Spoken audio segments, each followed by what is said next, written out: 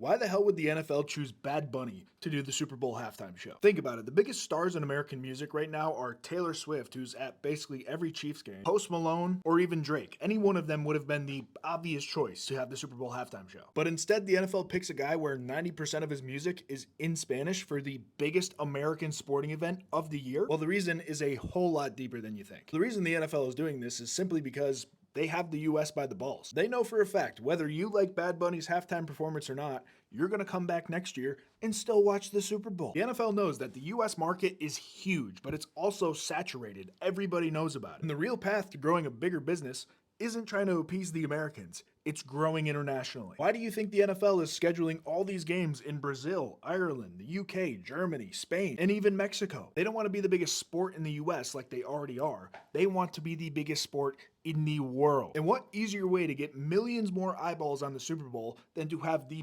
biggest pop star in the entire world multiculturally to do your halftime show? You and I might love Post Malone and his music, but some random family in Brazil could not give two shits. Again, this is not a risky choice at all for the NFL. It's an absolute layup. The NFL has no risk with US fans here whatsoever. He's also huge in the US. So you might not like this choice, but it is incredibly obvious why they're doing it. So if you want to keep up on all things media and how to make better content, make sure you follow me.